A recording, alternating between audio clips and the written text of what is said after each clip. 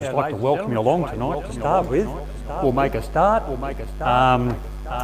This is our first one. Pete and I plan on doing this semi-regularly, probably quarterly or something like that. You know, we might do it a little different every time. Sometimes we might get like an engineer along, maybe a designer, something like that, just so there's some other questions if someone has, you know, they can talk to someone different. But yeah, and the reason we're doing this is Pete and I have known each other for a long time. From our first day at TAFE, actually. Sat down next to each other at TAFE on our first day at Tech, and we've known each other ever since. We've worked together and we've worked apart at different times. We both own different companies, do different things, but we have worked together on occasion. So we sort of have the same sort of building philosophy, which is really good. We're really happy with that. We know how we like to run it, and there's certainly no obligation to build with either of us here. This is just purely advice and trying to assist people that are trying to get into it. So yeah, we'll just roll along. Our first one is, while I'm here, I'll start with a little bit of housekeeping just in case you need to. The toilets are just past the bar on the left if someone needs to go out there, and there is tea and coffee there and water if you need anything.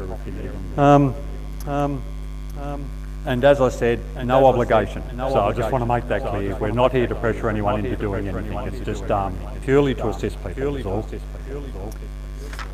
Now,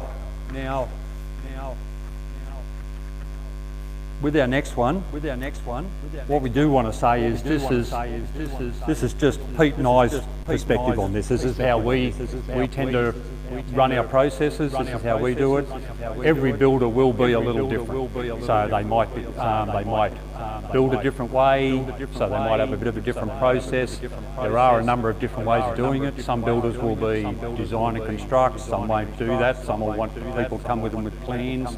So there could be a little bit of difference every now and again. But generally, this is just the way Pete and I run it, and loosely it'll work for most people as it goes along.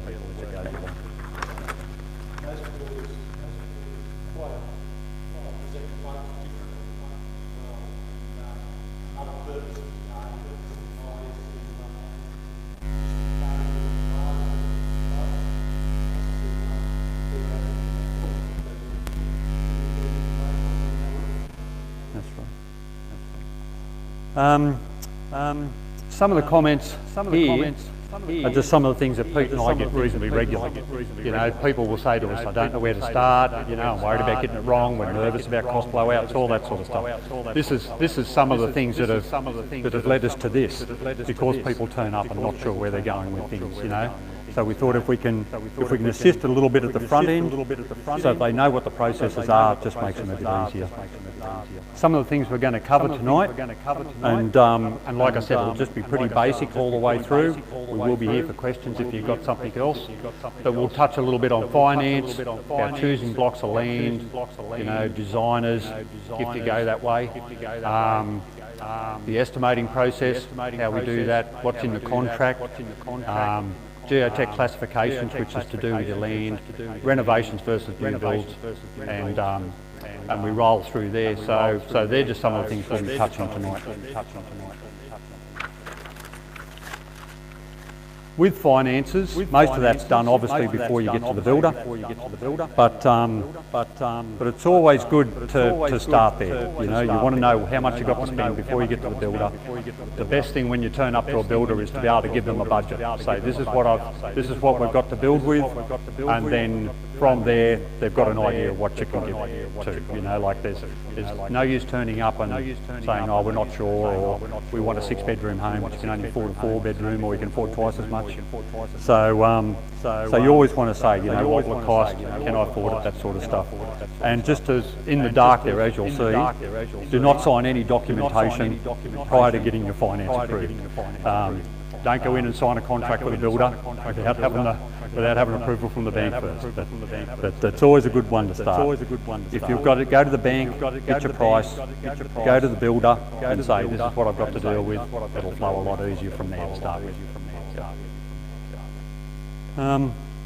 A common building process, and like this is how we work it. So you've got your initial consultation, so you'll just make an appointment with the builder, say this is what I've got for a budget, this is what I'd like as a building, you know, we want 3 bedrooms, that sort of stuff. Your selection of your design, you do site appraisal, and a builder will usually give you, from there, they should be able to give you an approximate estimate, a bit of a ballpark from there. You're right, come on in. You're right, come on in.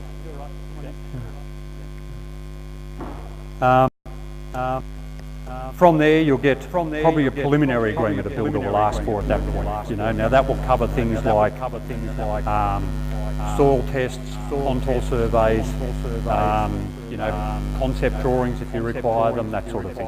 So that's where they'll go to. And then they'll usually do a price on that for you. So a price that'll be fairly fixed. And then from there, you can work on the building contracts, working drawings, you get your deposit paid, then you're on to approvals, on to commencement, and then you're in your home. Sounds easy when you say it quick. It takes a little longer than that, but that's roughly the process, the way you go through. If you're looking for your block of land, and you think, okay, I'm going to buy a block of land first, and then go to a builder. Sometimes you'll be buying a house land package, so there's lots of different options here. But just if you're looking for land, some of the things to look out for are here. Bushfire is a fairly big one, especially over the last 10 years. You get a BAL rating, is your bushfire rating. That can be anywhere from 12.5 up to flame zone. Now 12.5 is going to give you something like about $3,000 extra cost on a build. A flame zone will be something like $80,000 to $100,000 extra cost. So you just got to be careful where you buy your block. You don't want to get in a flame zone unless you know it's going to be that sort of much. Only ones that are affected, and you won't always know. Sometimes you'll see it where you're buying the land from. They won't have a rating on it. Sometimes you might have to get the inspector or the person that does it. They'll come out and do a report on it, and then they'll come up with a rating. Sometimes if you're in an estate, sometimes they might have BAL ratings already done on them. Yeah. Is the land registered? Is always worthwhile. Sometimes if you go to a new estate, especially like somewhere like Calderwood at the moment, they're selling blocks now probably 12 months out from being registered. That usually blows out by a good 3 to 6 months at this stage. So sometimes it might only be 3 months away from registration. So they're not always registered and ready to build on, because you can't put it in for approvals or anything until it becomes registered. Flood zones are another one. A lot of council now have flood zone maps. So you can go in there, and it'll give you an idea of what the flood levels are, whether you're going to be affected or not. That's not saying you can't build there, it'll just affect the cost on how much it's going to be to build. Your soil types of what block. Geotechs are next, I'll explain that as we come along. Access is always worthwhile, and it's not just the block access. You know, if it's a nice steep block, you've got to think, how do we get the materials there? They might have to get craned up, so that's always going to cost extra, or down. But it's the road access as well. You know, things like, can I get a semi-trailer down that street? Or does everything have to get loaded onto small trucks? Things like that have to be a consideration. Might be a great block of land, but it might be just really hard to get to. What services are available? It's not too bad in the new estates now. They make them put all the services in, but if you're in an older estate, sometimes things like drainage, as in stormwater, sewer, water, gas, all those sort of things have to be taken into consideration to make sure they're all available. Especially sewer, trying to run sewer any distance gets really expensive. Something to be really careful of. Views and location are always something to look forward to, but you just got to think, if I'm near the ocean, you've then got a marine component to put into it, so it costs more for all your fasteners, all the roofing you put on, and the same thing is if you're on a high spot, your wind rating is going to be higher. You know, you're more exposed to wind and stuff like that. And then of course you've got covenants. So a lot of the new estates now will have covenants.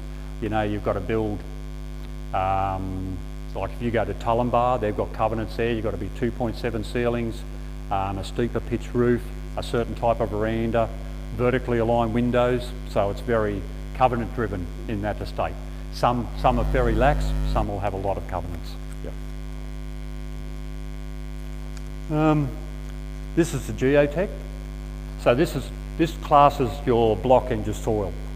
So what you go here is A class would be something like sand, rock, very little movement, so very stable. An S class, slightly reactive clay, so it just moves a little bit. An M class is moderately reactive. H obviously is highly reactive, H2 is a bit more. E class is extremely reactive, you don't want to see too many of those. And a P class is like a problem site, so it might be uncontrolled fill, might have trees that have to be removed, it might be slip areas, land slip areas, such things like that. Now, it might be common to get a block of land that might be classed as the site might be classed as a P site, but the soil could be classed as an M. So it means, the soil's not too bad to build in, but it's got a couple of big trees there that you've got to get rid of the trees. That then unstabilises an area that has to get controlled fill. So you can see a mix of them. Yeah. Rightio. Just a little bit on renovations and extensions versus new builds. Now, I'm not sure if anyone here is doing renovations and extensions, but if you're thinking of it and you've got a house, some of the things to keep in mind are, the pros of renovating are staying where you are, especially if you like your neighbours, you like your area, that sort of thing. You've got no moving costs, no stamp duty, real estate fees, that sort of thing. But the cons are it's a dearer build. Just say a build for a house, just a stock standard house could be somewhere between $1,000 and $2,000 a square metre, depending on where you're building and what you're building. But a renovation would probably be somewhere between $2,000 and $3,000, or $2,000 and $5,000, just depending on where you're at and what you're doing. So the cost per square metre for a renovation is a lot dearer than a new build.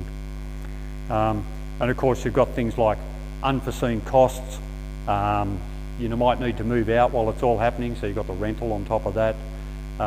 Difficulty in matching the old and the new. And of course contaminated materials is a big one. If it's an older house, things like asbestos, lead paint, all those sort of things, they can really add to the cost. Pete and I would both have a number of war stories about going into older places and pulling off the plasterboard walls, and there's fibro walls behind them, that's all asbestos that have been covered up previously, or yeah. That's right, so those sort of things happen.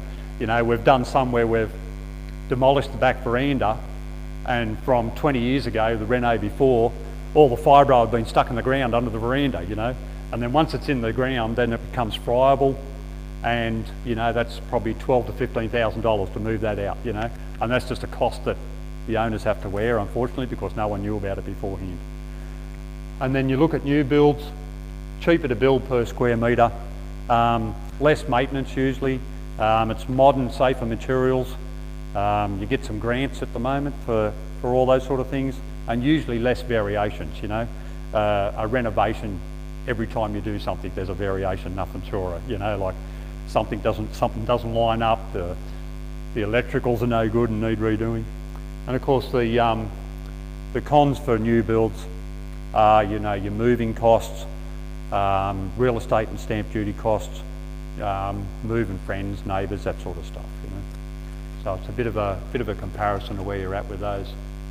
If you really like where you are though, it's hard to move, especially if you're, places like Jurawa, Shell Harbour, all those sort of places near the water, they like to stay there, so, the best way to do is reno. Or knock down and rebuild, that's right. Yep. There are things with that too, like we've done ones where we've spent a fortune on a renovation, but only because of its position on the block and its height, things like that. Now, if you were to knock that down and rebuild it, you wouldn't get the same height, you wouldn't get the same building envelope.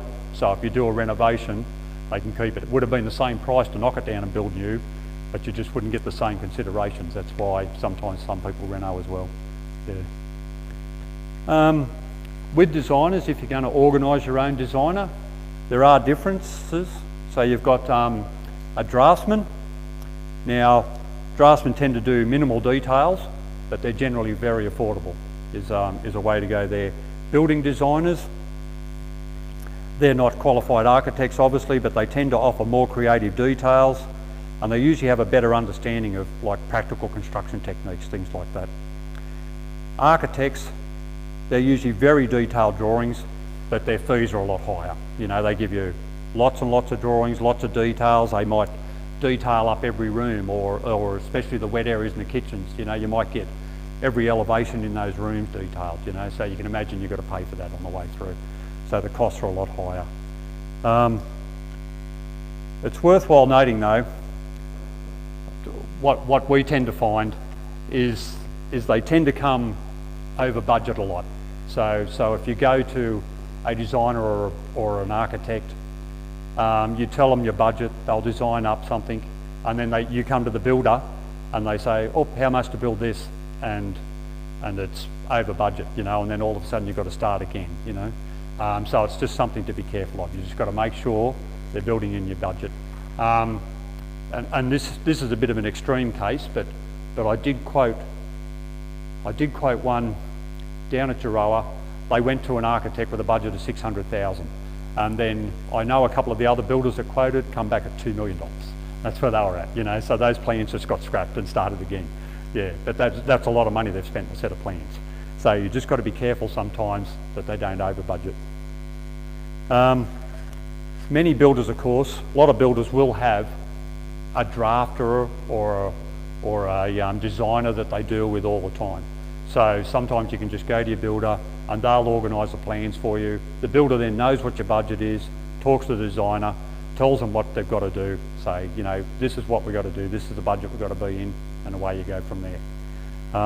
And some builders will have standard plans that you can use as well and just alter those, which is a cheaper way of going as well.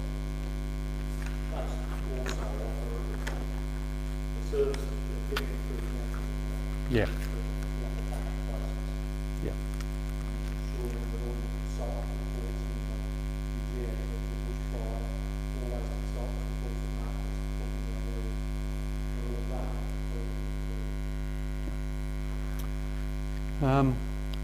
A couple of things to consider when doing your design is what level of finish you require. Now, you know, you've got builders will often talk as a standard, a medium, or a high-end sort of builds, you know. But that's just very general. You know, if you want Caesar stone bench tops and full wood floors and all that sort of stuff, you just got to remember that's just going to cost more as you go along. But yeah, your standard of what sort of level of finishes you require. If you've got your own land and that sort of stuff, or your existing home, if you're renovating, you just need to get as much detail as you can together to go to the designers with that, or your builder. It just makes it easier. The more information they got, the better it is.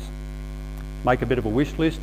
You always say the things you need, you know, like I need 3 bedrooms, we need an alfresco area, I'd like a media room, you know, you have what you need and what you'd like, and then you work it out from there. And then, of course, study of the sun, things like that, which is to do with your basics. You know, you've got to work out where your prevailing winds come from, which way to orientate your house, where to put your windows, all that sort of stuff. And we'll just talk about the basics a little on the next slide, actually. So the basics has to get done on every house that's over 50, or every building that's over $50,000. You've got to do a basics. Now, basics is run by the government. It's been a program that's designed by them. It's a program that you put all the bits into, how much glass you got, where it goes, which direction your house is facing, all that sort of stuff. And it's designed to reduce energy costs, is what it's there for. So, and things they take into consideration are, you know, size and number of windows, orientation, your eave size, insulation size, all that sort of stuff is in there. They can all impact on the costs as well. If you've got big windows facing to the west, you know, they won't like that because it heats up so much in the afternoon. You'll probably have to put awnings over those windows or tint them or something like that, you know. So there's a number of considerations to do there. So That's why some builders will be able to give you a cost, but then they have to run it through BASIX and see how it goes, you know, like, and say, oh, we've got to change this and this to make it work. Yeah. They do have some new guidelines that have just come out in the last 6 months, and they're really putting a push towards PV solar, stuff like that sort of thing, and larger installation requirements. Like, we haven't been able to do electric hot water systems for a few years because it wouldn't fit in the BASIX. So, you know, it was a lot of electric boosted solar hot water systems, gas hot water systems, that sort of stuff. But some of those are even getting harder to get through. So they're pushing along, and just say our standard was a 1.5 in the walls as insulation. It's probably a 2 or a 2.5 now. So they're just making it larger and larger to save a few more energy costs, because it's costing so much to pump out the coal powered. You know, if they go to solar and wind, might get a bit better. Yeah. Rightio. When should you get a builder involved? Pete and I are probably both big believers in the sooner the better. You know, find yourself a builder probably before you do anything else, I reckon. Have a talk to them. You know, even if you don't have designs yet, just say, you know, we're thinking of building this, you know, where are you building that? It builds a bit of a rapport. You can get to talk to them, you get to know them, you get to feel comfortable with them. Talk to 2 or 3 if you like, you know, and away you go from there. You know, you get them from the front too, and you don't sort of miss things on the way through. You know, you don't get any mistakes or guesswork on anything. They're trying to guide you all the way through. Do your homework, so talk to 2 or 3 builders. You know, ask for some references, that sort of stuff. Ask to talk to clients. When you're talking to your builder, as I mentioned before, your must-haves and your nice-to-haves, what's on your wish list, and always good communication. It's always just about talking to them all the time. Keep going, that's the best way to go with it.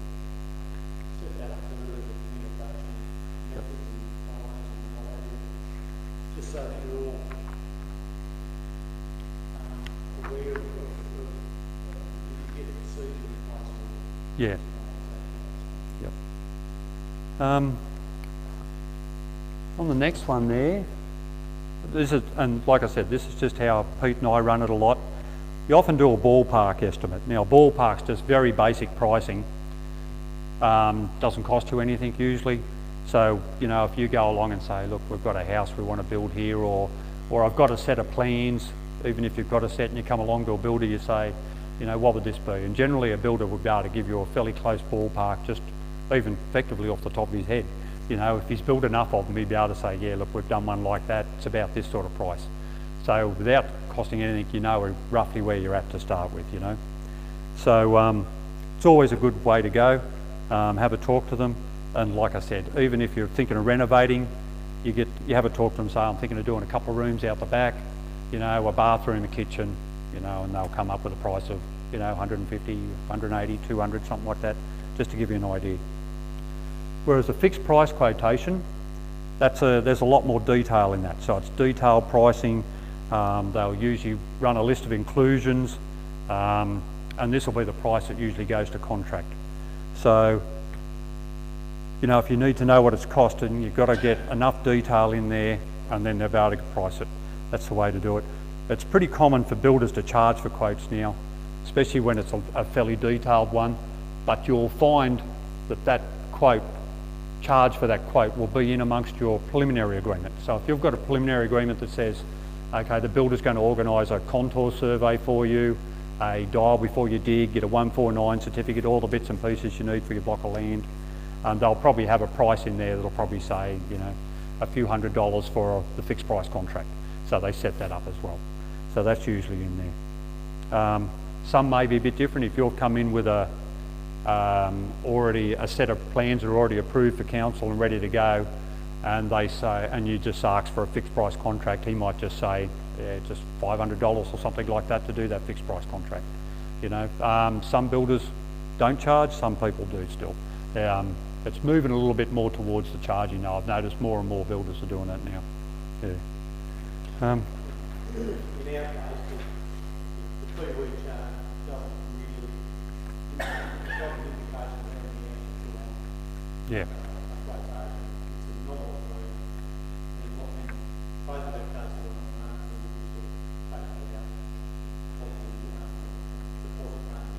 Yeah, if you go ahead with us, yeah, that's usually taken out of the deposit.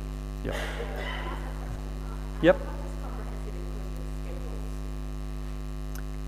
Yep, comprehensive inclusion schedule. So if you can't supply that, a builder will usually have it. But just say it's things like an inclusion schedule will be, I've allowed this sort of oven, this is the architrave we're using, this is the skirting, we use these type of doors.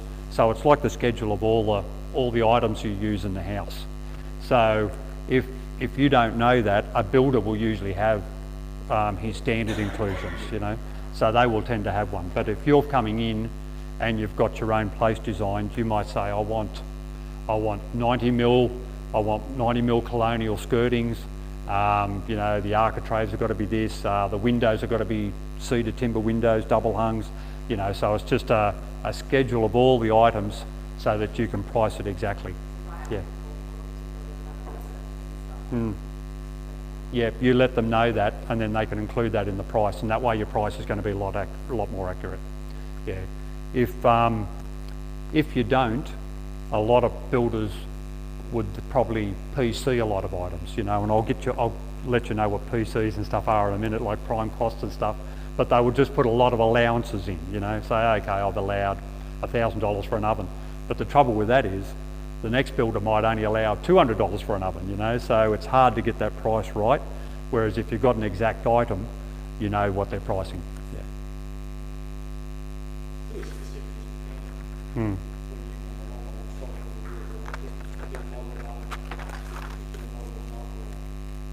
Yep. And like I said, a lot of builders will have a stock standard list anyway, so they can say these are all our allowances in there, so they can probably give you a little booklet or a list of what they're using all the time anyway. Yep. Rightio. So a couple of things to consider when choosing your builders. So knowledgeable and trustworthy. You want to be able to trust your builder is the main thing. You've got to be able to feel comfortable with them. If you're not trusting them at the front, they're taking on probably your biggest investment in your life to a certain extent. So you've just got to be really comfortable with them. You've got to have good communication skills with them. They've got to be able to talk to you. You've got to have a good team behind them. So, and whether that's not just, you know, it could be office staff, but it could be subbies. You know, have a good team of subbies behind them that do the right thing all the time. Or, you know, Pete and I, we both employ carpenters as well as subcontract some when we need to. So, you know, those core carpenters you've got working for you all the time just need to be really good. Yeah. Asked to speak to previous clients about their work. You know, have a talk to them. Did they deliver on time? Were they on budget? You know, did they turn up every day? Did they go missing for a week when the surf was good? All that sort of stuff. Have a talk to the clients, see how it was going. Yeah. Review previous projects. So, I know Pete and I, we do it now too. If we've got a job that's, you know, close to finished, you can certainly come through it. You know, we'll take you for a walk through. You can see what's going on, see where they're at, what stages they're at. So you're more than welcome to do that sort. And if not, they can certainly give you a list of places they've built that you could drive past if the clients are happy. Even we've had clients that we've built for before, and they've showed people through the house. You know. So you can certainly have a look at that. And the last two, build with people that are experienced in what you're doing. So if you're going to do a renovation or extension or a new build, you deal with builders that have a history of both of those, you know, that can do either or both. Yeah, don't take on, you know, a renovation, especially a major renovation or extension with someone that's never done one before. They can go a bit pear-shaped pretty quick. Yeah. So some of the questions to ask your builder. So you've got to make sure they're licensed. Make sure they're licensed, make sure they've got the appropriate and current insurances. And then of course, can you do a drive-by? Some of them use some references and speak to current clients. It's always good to speak to a couple of current ones if you can. Previous clients are always good, but they can certainly cherry pick a few and say, oh, talk to this one and talk to this one. So, but if they're speaking to the current clients, they're the ones you're building for at the moment, you've got to make sure they're happy, you know. You think, okay, if they're happy at the moment, you're doing the right thing. Yep. And then of course ask about their team. If they have supervisors, you know, ask about their supervisors. How much experience do they have? How long have they been with you in the industry? That sort of stuff. Who do we call in the office, or who do we ring if we've got any administration or invoicing questions? What type of contract does the builder use? I'll cover a couple of different types of contracts in a minute, but you've got to ask what type they're going to use. Do they have a quality assurance system in place? Now, quality assurance system is like a big checklist. So you get to a stage, you might get to frame stage, and the builder or the supervisor will go around, they'll have this big checklist and they'll say, okay, the tie downs have been done, all the triple grips are done, all the bracing units have been done properly. You know, they'll go around and just check off everything so that you know something hasn't been missed on the way through. And they'll have lists like that for every section on the way through. So you check on those sort of things. What relevant experience do they have? What is included and excluded in your estimate and quote? You know, some builders will include driveways, fencing, you know, maybe landscaping, retaining walls, all that sort of stuff. Some builders won't. They'll just do the house, and you know, they'll do the bare basics. So you just got to make sure what they do include and don't include. One of the project companies I know don't do power, so they won't put power on. So all their subcontractors go in with generators, you know, do everything with generators, that sort of stuff. And at the end of the day, the owner has to pop the power on, you know, that's just the way they work. And now they probably do that for a couple of reasons. One might be an OH&S thing, you know, it saves all the tool tags and you know, it's done that way, I don't know. But it seemed a bit strange to me, but that's the way some of them work, yeah. And then what happens when something doesn't go to plan? That's always a good question. Now in a build, it's a big man-made item. You know, things are going to go wrong occasionally, but it's not a mistake if you can't fix it, is what I've always said. You know, as long as you can fix it, we can get past it and go from there. And the only way to do that is to talk about it. So it doesn't happen too often. Sometimes it's not even something that goes wrong. You know, like we've had plenty of clients say to me, "Oh, you've forgotten this," and we say, "Well, we don't do it at this stage. We do it at this stage." You know, but I've got no dramas with them ringing up and asking that. You know, I'd hate to think we did miss it on the way through. So I've got no problems if they want to ring up and say, "Oh, have you done this yet?" And I'm more than happy to say, "Yep, we have. We will be doing that. We're just taking care of it at a different time." You know, so yeah. Builders do things differently. Yeah. Yep. As you go through. Yep. Sometimes wiring for lines might not be sticking through the ceiling. We know they're there. We know they're there. That's right. Yeah. I've just recently had one of the clients say, you didn't put these wires in that I asked for. I know they're there. Yeah. They just get cut out later. Yeah. So yeah, we're certainly happy for you to ask as many questions. And if something doesn't go to plan, it's just sitting down and talking about it, like communication as earlier. You just sit down, discuss it, work out. If it has been missed, you just work out the best way to go back and fix it. Yep. Yep. Absolutely. Yep. Sorry, I'll just grab a drink. Rightio. The Home Building Compensation Fund. Now, this is the old Home Warranty Insurance Scheme. It's just been renamed, introduced by the government again. So you'll get a certificate, like it's an insurance certificate. Now, it was there originally to protect homeowners from a builder if a builder went bankrupt or if they died halfway through a job, and then the insurance company would then come in. They would use the builder's money. It's not quite a proper insurance because they would just go to the builder, take money out of his estate, and then to build yours. Now there's a limit on it. I think it's been lifted to 300,000 now. It used to be a 200,000 limit. I think it's about 300,000 now. So there is a bit of a safeguard there for you if something goes, you know, if they go bankrupt or die halfway through. And it also covers you for 6 years for structural warranty on your house as well. Now, you've got to get one of those for every job over $20,000. So, and then there's a number of checks and stuff that have to go through, because it's not just any insurance company that'll do it. There's only a limited number of them, and because they take money out of the builder's estate, they want to make sure that the builder's got plenty of money. So they check their accounts, they check how much profit they make, they check, you know, their years and years of financial things, they how many assets they've got, all that sort of stuff. So if you don't have many assets and you're just starting out, you'll get a real limit on the number of builds you can do. You know, they might say you can only do 3 builds at a time, or 1 build at a time, or something like that. You can only build up to $500,000, so there's a lot of limits on it. And then they look at the builder's margin here, where it says they're really unhappy if the builder's not making about 20%. They'll view that as a low risk builder, a high risk builder, sorry, if they're making under 20%. So they like to see builders' margins up around that sort of price, so that they know they're going to be viable, they're not likely to go bankrupt, they're not likely to go belly up halfway through, that sort of stuff. Because as I said, they don't pay the money at the end. Although you pay the premiums to them, they come and take the money out of the builder's estate if something goes wrong. Yep.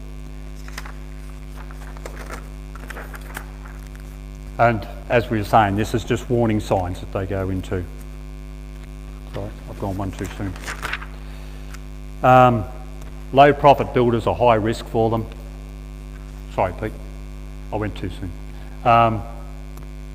Yeah, low cost means a high risk of not completing the work. So you have to tell them what sort of house you're building. You have to tell them what price you're paying for it, that sort of stuff, what's written on the contract.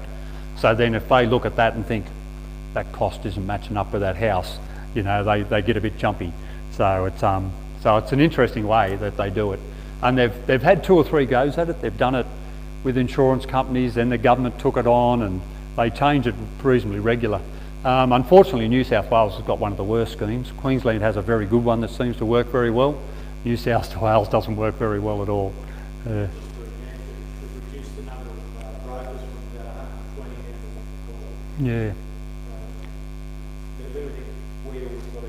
Yeah. So a well-established builder is more likely to fully understand the true cost, you know, so that's what they look for, a well-established builder usually. And yeah, that's just some of the things they have in determining eligibility. Rightio, onto the contract. So the contract is probably, you know, your single most important item. So it lays out the specifications of the home for the builder that he's agreed to build for you, the inclusions and colour selections that are going to make the basis of the price, you know, and the conditions that both, and all the rules, if you like, that both parties are going to adhere to on the way through. So it's pretty important, the contract. The 5 main parts it's made up of are the contract. So that's going to be terms and conditions, how long it's going to take you, your payment schedule, you know, the rules for variations, all that sort of stuff. You'll probably spend, when you go in with your builder, you probably want to spend about 1.5 to 2 hours, something like that, with your builder when you're signing up contracts. You would go in, a builder should run through the contract with you, explain all the clauses all the way through, and then get you to sign at the end. So it's a fairly involved process, but you know, it's a major decision you're making, so you want to be able to spend a bit of time with it. The specifications are going to be in there, and that's, as I explained earlier, you know, the specifications will be what type of skirtings, what type of paint, you know, is it a 2-coat system, a 3-coat system, you know, what type of windows, all that sort of stuff. So the specifications will be a big long list of what's included in there. The plans will be in there. So if they've been drawn up by an architect or approved by a building certifier, they'll be in there with the stamps on it. The geotech report will usually be in there. This will have the contour, the wind rating. They usually give a wind rating, and that'll determine your bracing units in your place and, you know, the strength of your windows. So if they give you an N2 rating, you know, that's you don't want to be putting N1 windows in. You want to be putting N2 windows.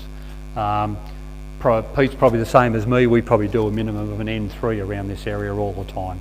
It's just easier to do to know you've got it covered. You know, there's no use going an N1 or an N2, and it could be or it couldn't be. You just do N3s and you've got it covered. Something like N4s there would be spots around here, but very few of them. Yeah. And then you'll have your colour selections in there, which will be things like your internal colours, your external colours, you know, your flooring, the finishes on your kitchen, that sort of stuff will be all in your colour selection. That'll be there.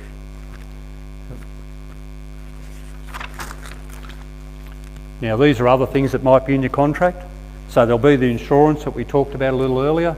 There'll be a certificate of that. You can't build, you can't start construction unless you've got one of those insurances. The home warranty insurance, you've got to make sure you'll have one of those before you start. And technically, you should have one of those before you pay a deposit. Construction plans will be in there, a title search, so that you know you're all talking about the same block of land. Your working agreement.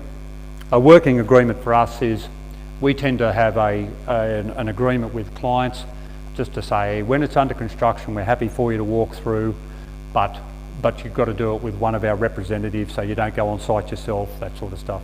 You've got to wear closed-in shoes, don't bring the kids and the dogs, because it's just a work site, you know, like, so that's sort of a working agreement that we use. The estimate will be in there. The builder's insurances, so copies of his public liability insurance, his construction insurance, those sort of things. Copy of the builder's licence. That's just running over each other there, is it? The consumer building guide, there'll be a copy of that in there. That's put out by Department of Fair Trading, and there has to be a copy of that in every contract. So it's just a 3 or 4 page thing, and it's got a little checklist on it, you know, that the Department of Fair Trading like you to tick off all the way through to make sure you're all covered. CSIRO Foundation Maintenance Guide, you may or may not see that. That's something we like to put in. It just tells you things about don't plant trees too close to the footings, don't have leaking taps that run on one corner of the house, you know, it just makes the soil move differently. And the specifications will be in there. Prior to signing the contract, what you should be doing is asking for a draft if you can. So get them to send one through. It could either be a draft of a contract already filled out, or if you just want to see a copy of one before it's even filled out, they should be able to send one of those through. Pete and I both like to use either HIA or MBA contracts. They're both very good industry associations, and they both do very good contracts. They're easy to read. They're very fair for both sides, so they set out very well. Yeah. If the contract wording seems a little ambiguous, always have it reviewed by a lawyer. But Pete and I would probably both say, if you're ever getting a contract of any sort signed, go and get legal advice first. So if they send through a draft copy, take it to your solicitor, get them to have a look, see if they're happy with it, and say, oh yeah, look, that's why we do MBA and HIA. Some builders will have their own contract, but we tend to stick with the standards. Yeah.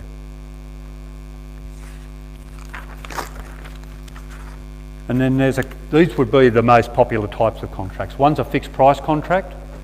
Now you'll probably see this for most new homes.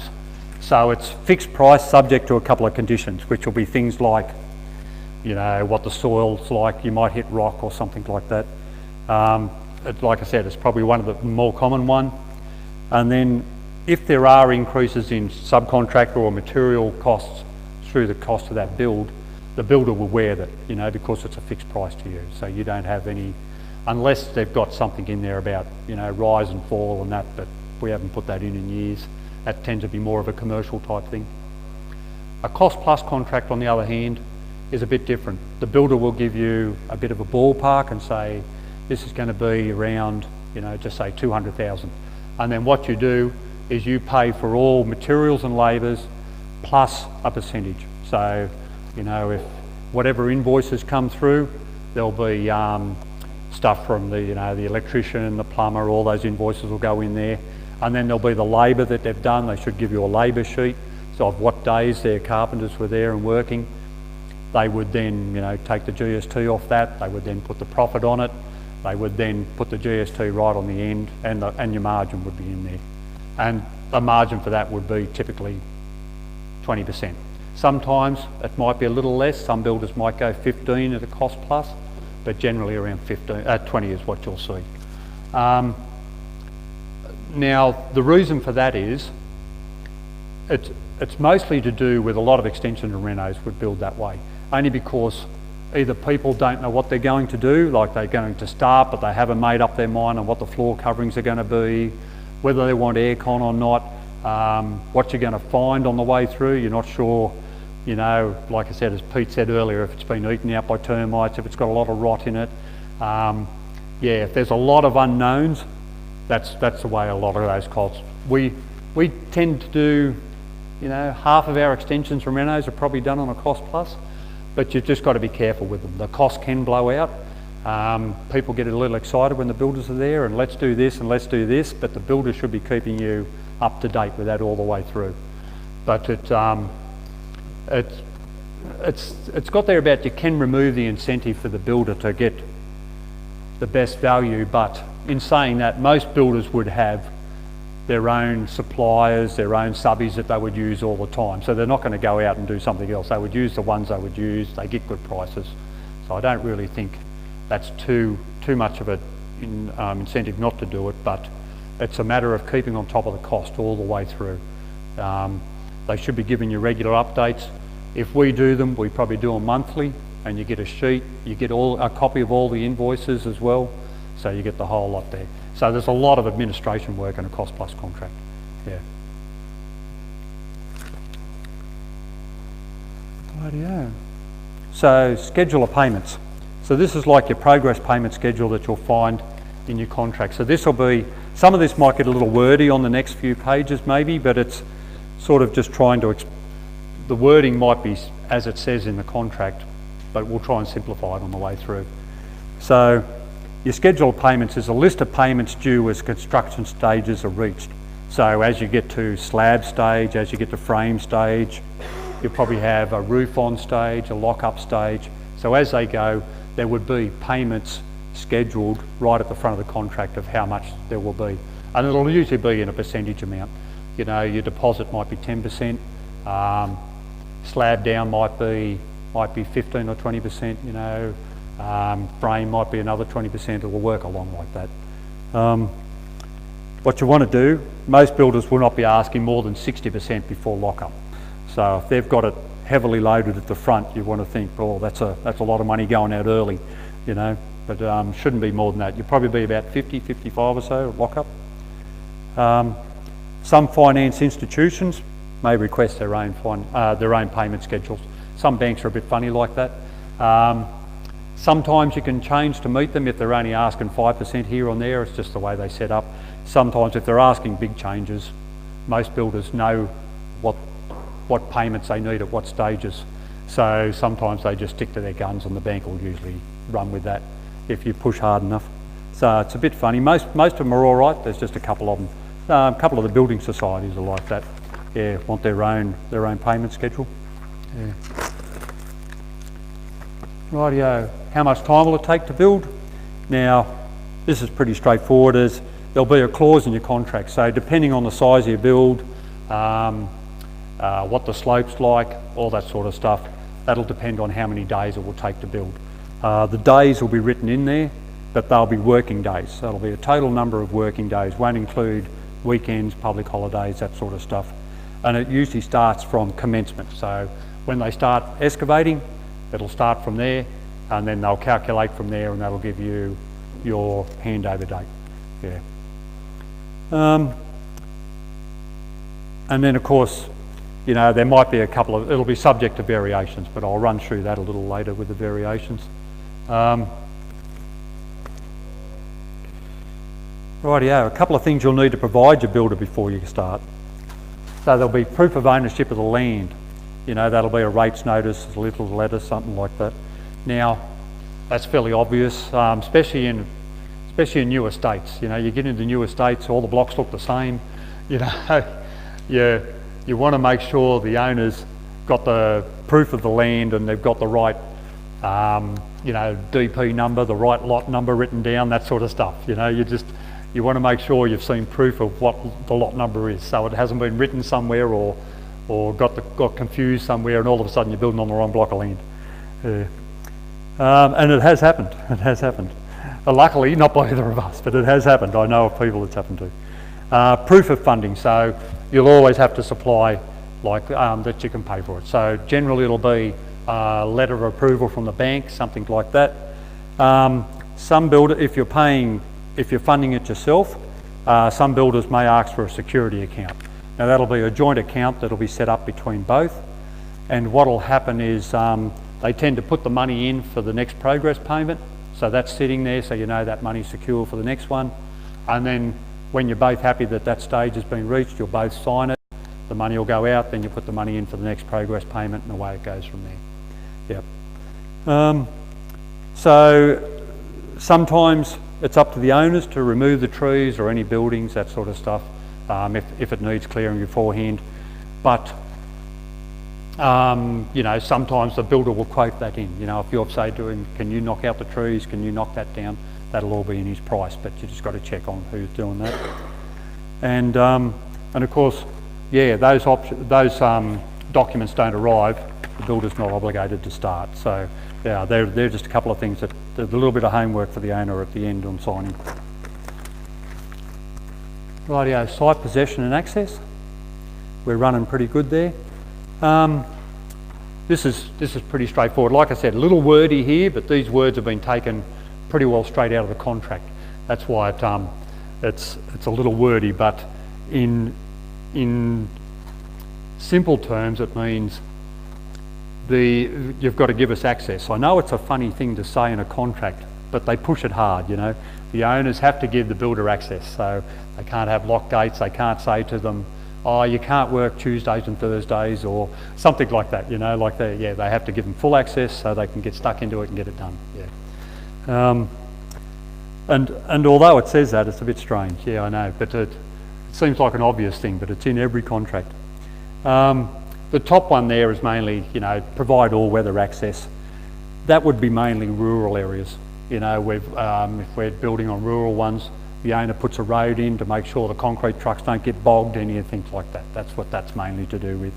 On little estates, the owner will put their own driveway crossover in the way they go, which is all the big rocks you see. You know, council wants you to put all the big rocks in. That's there to get a lot of mud and stuff off before it gets on the road. That's what all that's for. Yeah. The owner must not make inquiry of, issue directions to, and give instructions to any trades on site. Now, that's mainly so things don't go wrong. It does happen sometimes, but most subcontractors will know to say to the owner then, well, oh, if you want that changed, can you just send an email through to the office? They'll do up a variation and it'll go right. Otherwise, you get to the end and all of a sudden, you know, that PowerPoint was supposed to be over here, you know, and then the owner says, oh, well, I told them to move it and then they didn't, and you know, so it just needs the communication line just needs to go through the right channels and it'll be all under control. Yeah, so happy for you to pull up and say good day to the trades if you're on the outside of the fence and stuff, but yeah, you can't be giving them any instructions. And so communication is only with the builder's nominated person, so either the supervisor or someone in the office, something like that. And in writing is always preferable. So if you want something changed, send it through as an email. You can keep a track of it, you know. It's the best way. I do know, and it wasn't here, it was up the coast I knew, but they gave a list of instructions, but he gave them to them verbally over the phone, and of course it never happened, you know, and it just needs to be in writing, and then there's always a track of it. Yep. Oh, and any unused materials on the side of the property of the builder, unless they talk to the owner and say, look, you know, generally if there's half a pallet of bricks, they ask the owners, do you want those? If they don't, we'll remove them. Some of them like to keep them. If there's 3 or 4 pallets, they've probably got, you know, sometimes they might get them delivered there and then want them somewhere else. So sometimes it's cheaper to do that. Yeah. But generally, it'll be the other ones. Hidden site costs. So, like I said, it's all pretty wordy, but this is straight out of a contract.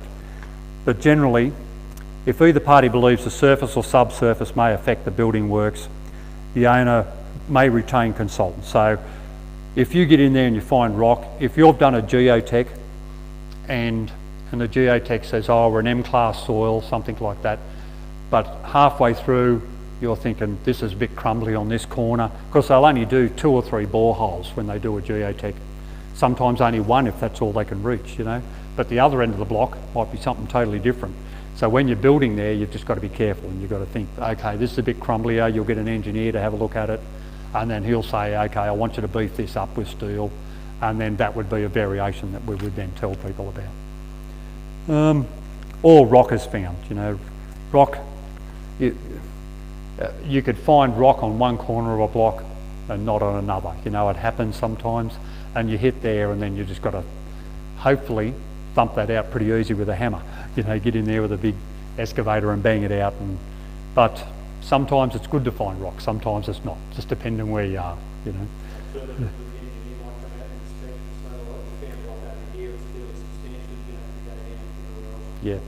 Yeah, it's all about a uniform bearing is what they're after. So like as Pete just said, yeah, if they find it in one spot, they want to find that same uniform everywhere else. Now it might be just near the surface at one end, but it might be 10 metres deep at the other end, so that just means you've got to put piers down everywhere. Yeah. So the owner must give the owner a notice detailing any extra work required. So the owner must confirm within 5 days, and then progress payment is when the next payment's due, unless otherwise stated. Sometimes they might say it's due in 14 days or something like that. Should the owner not provide the builder with authorisation, the builder then can suspend the works or end the contract. So if he said, oh look, we've hit rock, we need to do this everywhere, it's going to be another $20,000, and then the owner then says, oh, I don't want to spend that money, we're not going ahead, well then you just suspend works from there. Yeah, is what can happen. And the builder is only entitled to payment should the site conditions differ, right, from those either disclosed to the builder or stated in the contract document. So as we were saying, it's only if it's different. If a you know, like your geotech says it's an M-class site, but all of a sudden you've hit a corner and it's, you know, a P or something, and you've got a problem, and then it's different to what was stated earlier. We did one down in Kiama, and we knew there was rock on the site. He went in and did a couple of bores, and then, but in one corner of it, we found the old farm tip, you know, so all of a sudden there was a tractor engine, bit of a water tank, rolls of barbed wire, you know, like it was right on the edge of Kiama there.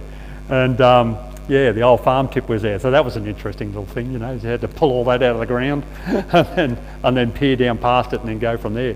For some reason they had a big hole, like an old, you know, it had all just got levelled over eventually, but it would have been a little bit of a farm quarry or something like that he would have had in there, and then he's chucked all his rubbish in there and it's got all covered over. Yeah, so that was always a surprise. Didn't know what it was coming out originally, this big tractor engine. Rightio, survey of the site. So if site boundaries are unclear, they'll give a written notice to say it's worthwhile estate, especially when the pegs have been kicked out or they're moved or something like that. You want to make sure you're on the right site. A builder will generally get like a peg out done of the house, which is like a reinforcement, you know, to make sure we've got it right, you know. So if his peg out's lining up with what your site survey is saying, you know you're on the right block, you know all the distances of the boundaries are right, it's all good to go. So it's worthwhile, and generally the owner will get the site survey pegs done. And then you know your fence is in the right place at the end of the day too, when you get your fencing done. If the owner has not requested a survey of the site within 5 days, the builder may get one and then just charge the owner for it. It's interesting too now with smaller lots. As lots get smaller and smaller, you're closer and closer to the boundary. It's worthwhile getting those surveys and making sure you're in the right spot. Yeah. Rightio, planning and building approvals. So the party named in the contract must obtain and pay for all application fees for approvals. If the builder is named, the owner must provide a signed statement. So what we tend to do is get you to sign a statement while we're in there to say the builder's allowed to apply for things on your behalf. you know, there'll be a form in that contract. And then we can usually apply for approvals, do all that sort of stuff for you, if that's the way you like to go. Some owners would prefer to do it themselves, so there's both ways there to go. And then the owner's responsible for all payments of additional fees, charges. So what we tend to do there, most builders, Pete and I especially, will allow for approval. So we'll say, here's the approval fees, we've allowed for that. But if council comes back and wants something else, if they want Section 94 fees, if Sydney Water wants some extra fees, something like that, those sort of fees aren't included in it.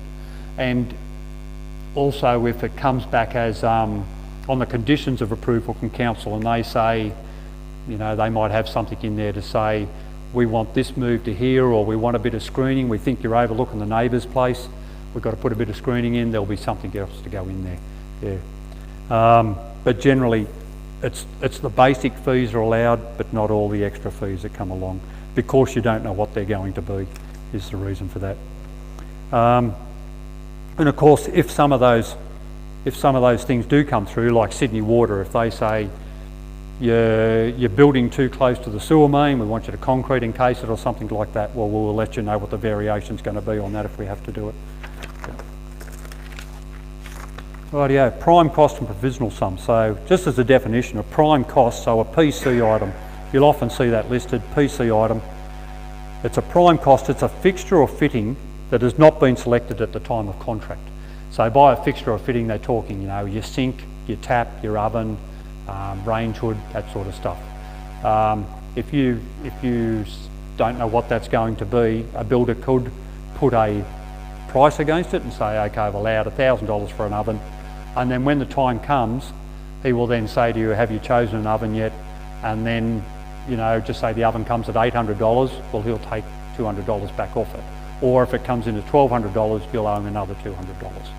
So that's what a PC item is. Some builders, and we like to do it, we will include that on the way through. So we'll say you're getting this exact oven, you know, it might be an Amiga model number such and such, and the price of that is this, so that's included in there, so you know what that is.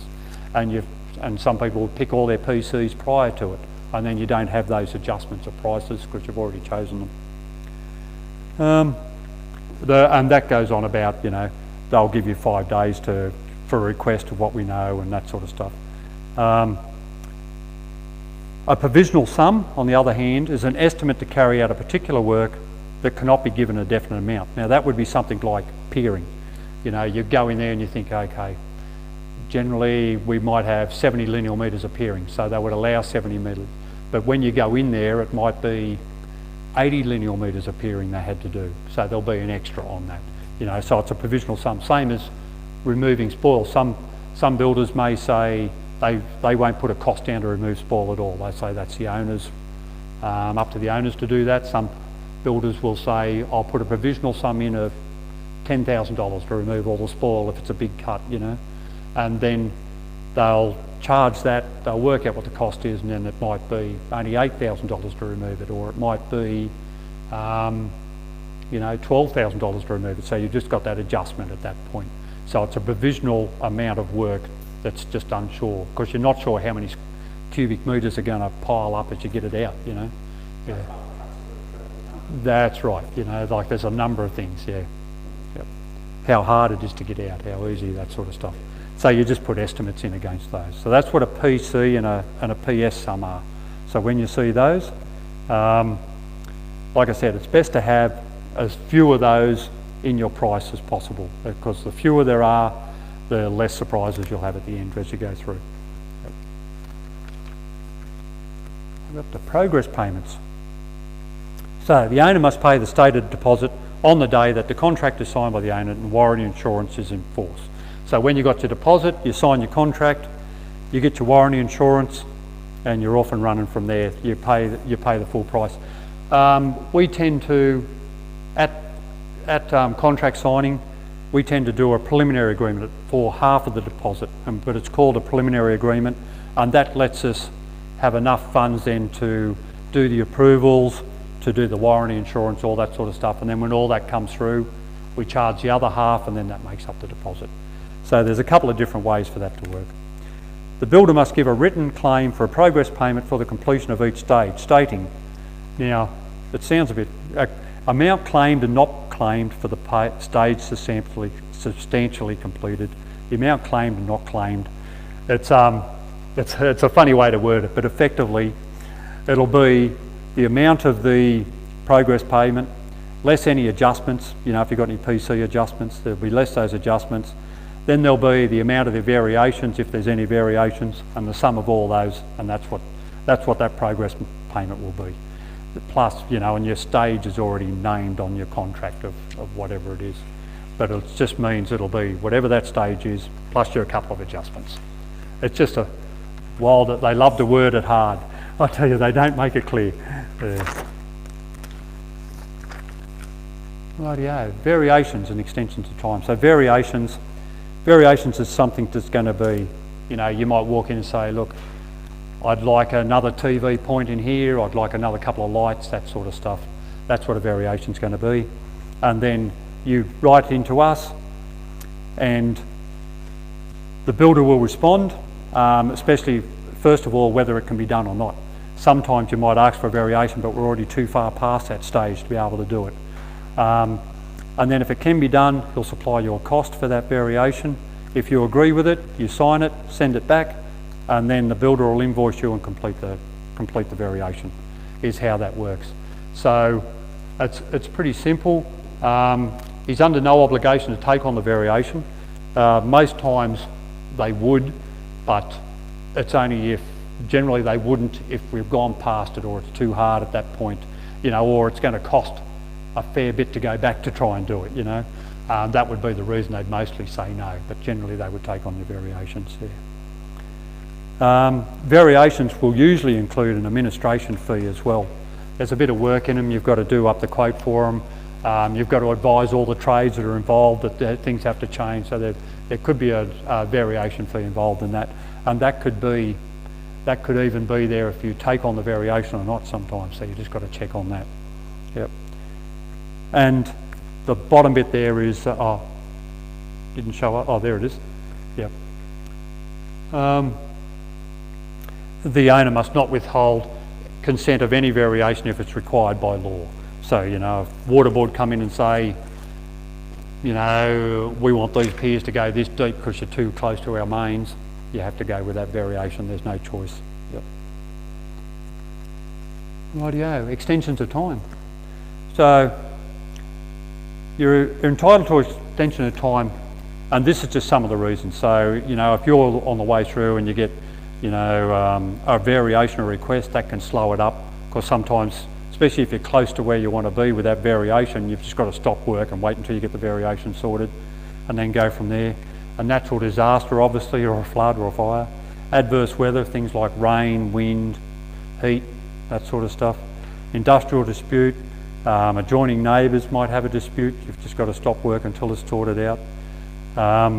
You know, delay in materials.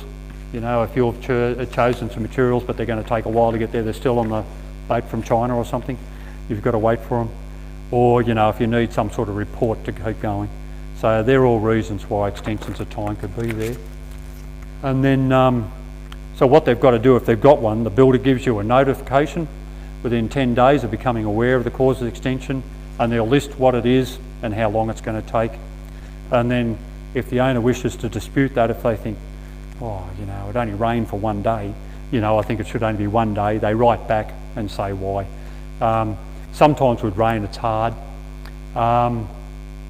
mostly because, you know, it might only rain for 2 days, but the machine might be able to get back on site for another week. You know, so it might only be 2 days rain, but it might be a week's worth of extension of time. Yeah, you might be able to get near it for a while. Or, you know, especially bricklayers, I know, you know, if the bricks got wet or it's all muddy, they just can't get back on site for a few days.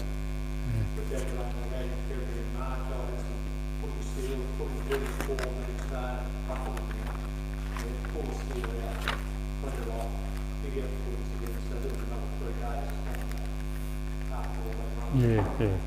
So it can add to it pretty quick, yeah. Rightio, practical completion. So getting near the exciting parts of the build. So the builder must give notice of practical completion at least 5 working days prior. So they state the builder's assessment of the date of practical completion. Like I said, this is how they state it in a contract. You state the time and date for the owner to build, have attached the builder's final progress claim.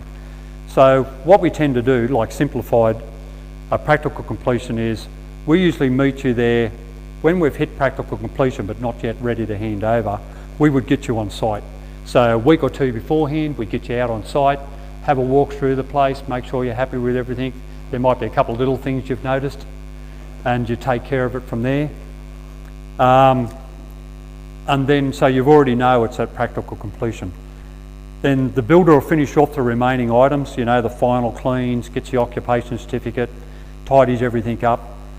Then what they'll do is we'll invoice the owner pays that, because it's a little impractical how they say to pay the builder on the day, because it just doesn't happen much nowadays. Everyone's direct banking, that sort of stuff. It's gone to the old days where people turn up with their bank cheque. I've seen one in about the last 2 years, you know. So that's why it goes into the bank prior, that's why we do it earlier. A handover date is organised, and then you meet on site, all the keys and warranties and everything are all handed over. And then what you'll tend to do is take a walkthrough with the builder. So you'll walk through any little items. If you see a scuff mark somewhere or you know, a door sticking or something, you just note all that down, so you've got a nice little list. The owner usually takes care of that within the next couple of weeks, and you're all done and dusted.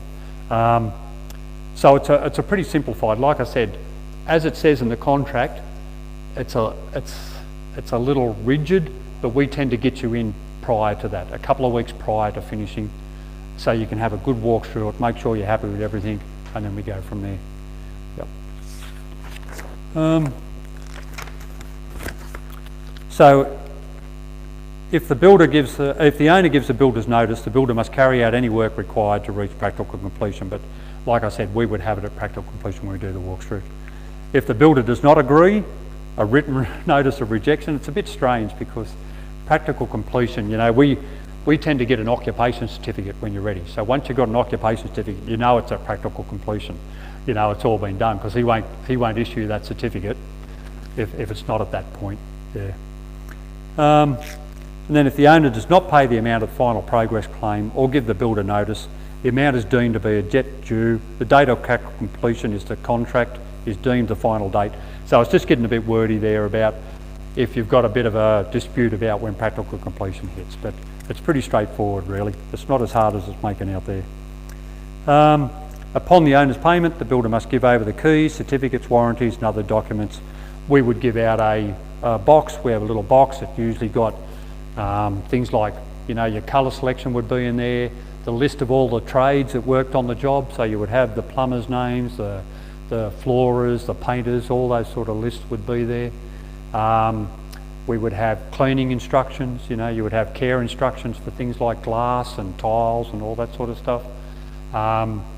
Yeah, termites, yeah, all the termite certificates would be there, all those sort of things. So it's a box full of stuff. There's a fair bit. It takes probably an hour to go through a handover possibly, you know, so it's not a quick thing. We just don't walk in and throw the keys at you and we're out the door. There's a fair bit to go through, a few things to sign off on. So it goes through pretty good. Yeah. Yeah, so we give you all the certificates and all the stuff from there. So it works out pretty good. Rightio. And then once you're in the house, we do have a 13-week maintenance period, which is what's in the contract.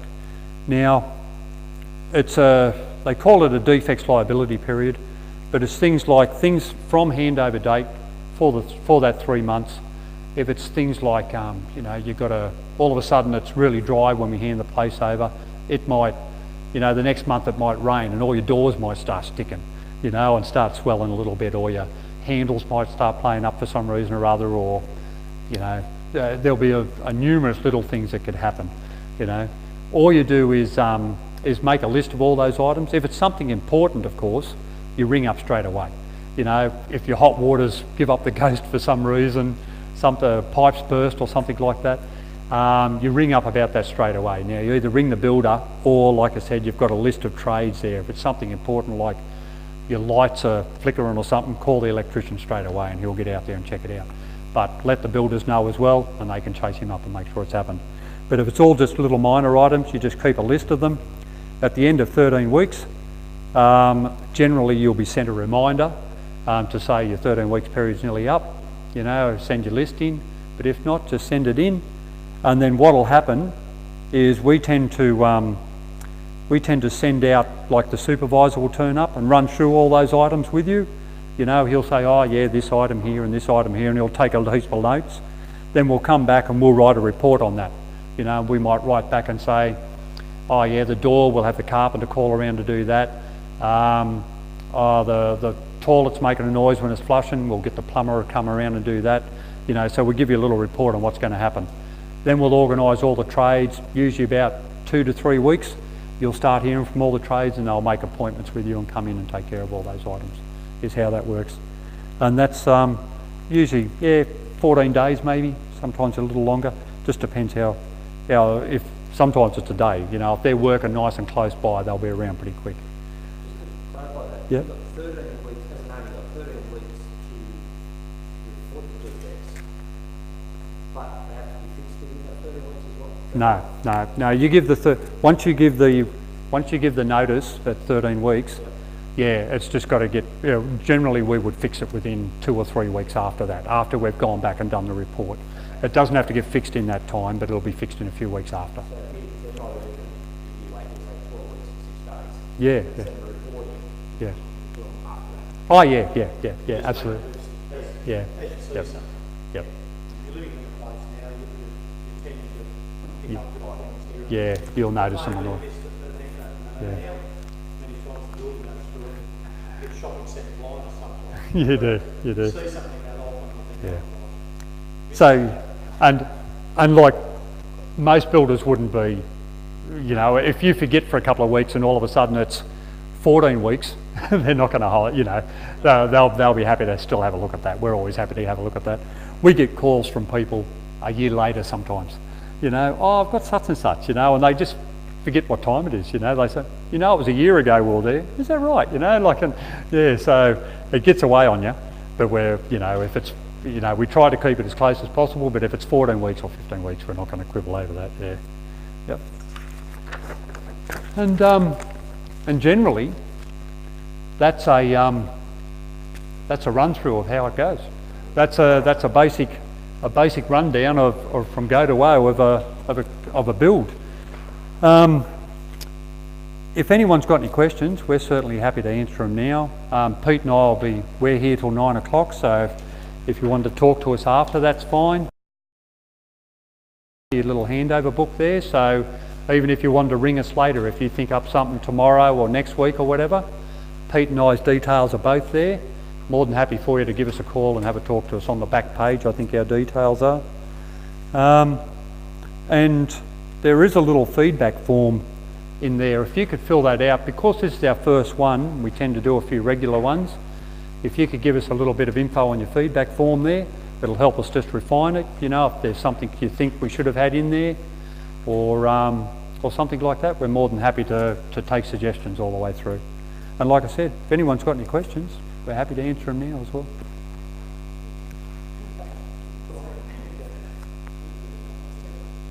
Can I ask questions about your company's how you go through the design process? So do you have your own in-house designers, or do you have understanding plan that you have to launch it for custom build, or do you both? Yep. Well, we have both. So we have standard plans that we can alter, and we have, because I'm involved with a franchise as well, we have a designer that's locked into that franchise, so we can use him to alter them, or he can design new ones if we need to.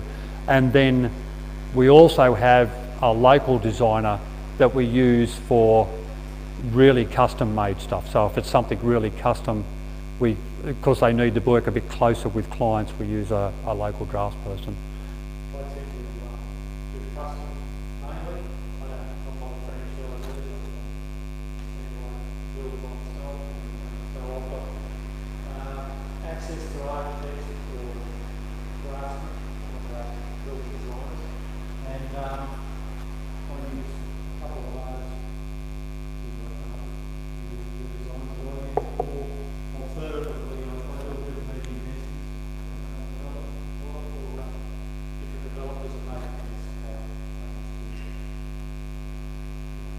No To worries. answer that question, are your designs online or is it something that we sell? Ours are, where the back of that book should have a web page and stuff, and on that web page there'll be a lot of our designs, and not all of our designs, but a lot of them are there. Yeah, so if you need to see designs, there are some there. Yeah, we've got them in the office. Yeah, we're in the office at Albion Park Rail there. So yeah, we've got them there. Yep. Yeah, we're in two separate markets at the moment to a certain extent. Yeah, yeah. We're both builders, we're mates with a lot of other builders. Yeah, yeah. Not necessarily we compete against each other. But We both sort of need this sort of thing, so we yeah. come together and try to fill a hole. So what markets are you, when you say focus different markets, are you more in the project? Yeah, I'll do. I still do extensions and renovations. I had a lot of years of doing that, of extensions and renovations and one-off builds, that sort of stuff. But we just wanted to expand a bit more, so we got into the involved with a franchise group as well. So a bit more project stuff, but we still do extensions and renovations. I've actually got a supervisor that looks after all that sort of side of it. Then I've got another one that looks after the custom side of things. Yeah, so I do that. Whereas Pete's, yeah. I've done lots of medium density and Forest Grove Stadium and all of the old basically we've done a fair bit of medium density stuff. Yeah. Custom well, Yeah. medium density and just one there, Yeah. Yeah, but yeah, custom designs are a one-off. So if you've got a unique block of land, or you want a really unique house, yeah, so it means it's just a one-off design. Yeah, yeah, as opposed to a standard design that you would have that you could adapt. Yeah. Yeah.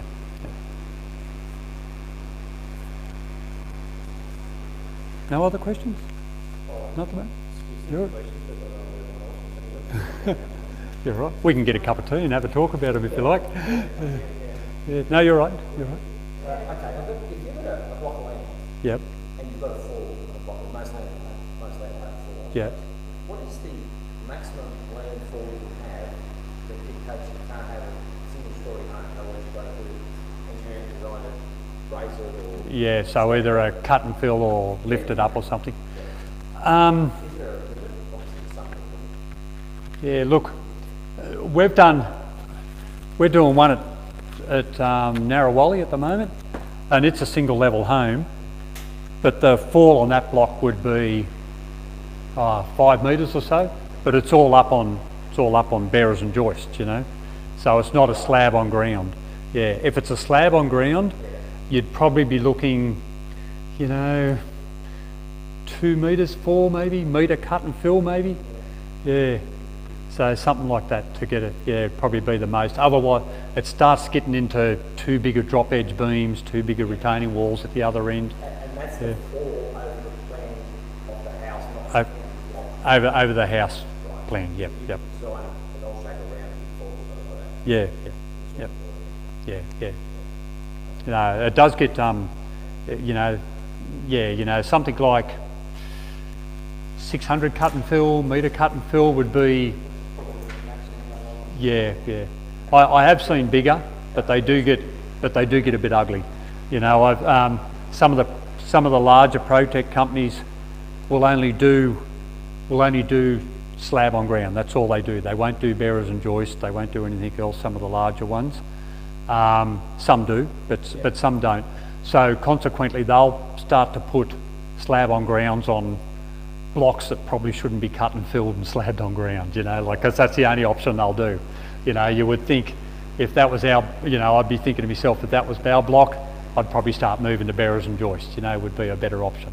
but because they don't have that option, they only do slab on ground. They'll do them on some reasonably steep ones that I would think shouldn't be done there. That's the sort of scenario you get where you've got a house built, a house with a slab on ground, and then you're left with a massive built landscape. Yeah. Yeah, that's right. Getting access to build those can be quite difficult. Yeah.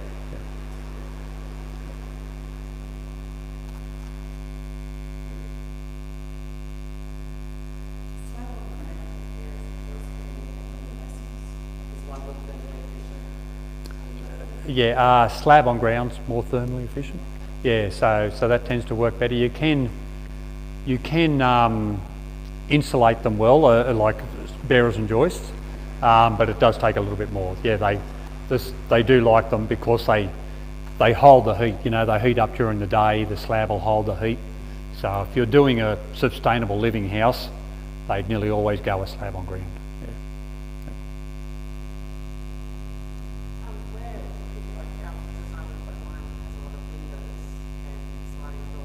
Yep. What kind of, double pane, triple pane would be ideal for? Yeah, depending on which way they're facing, there are options to go. You can get double glazing and triple glazing, but it's very expensive. There are some better options around. Things like Comfort Plus Glass is like a brand name, but it's effectively two pieces of glass laminated together.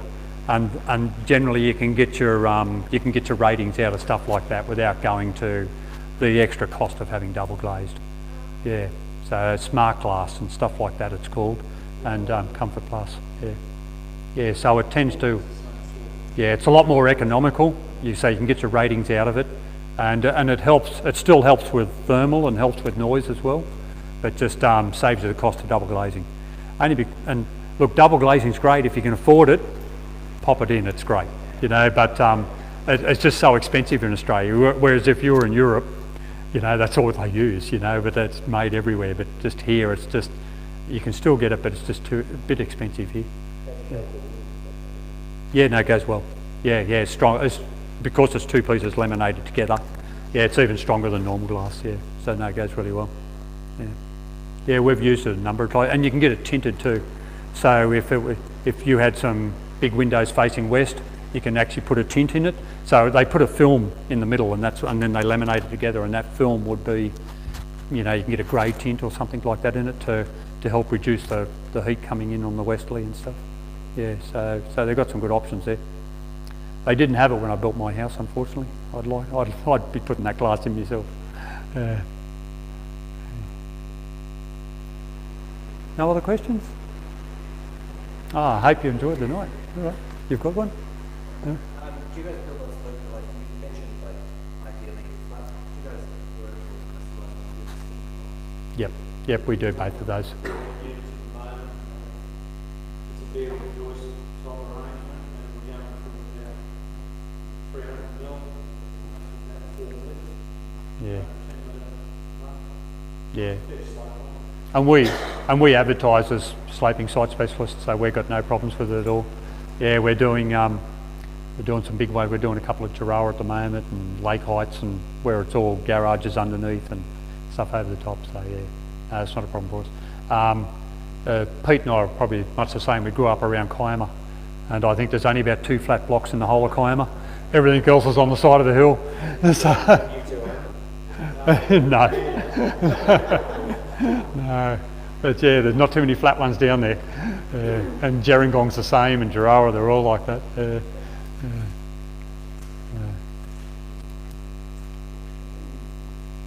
No worries. Oh look, like I said, Pete and I will be hanging around for a little while. We're just going to have a cup of tea, and so if you've got any more questions, that's fine. But look, thank you for coming, and I hope you got something out of it. Yeah, no worries. Thank you. Yeah, no worries. Come on, we'll have a cup of tea.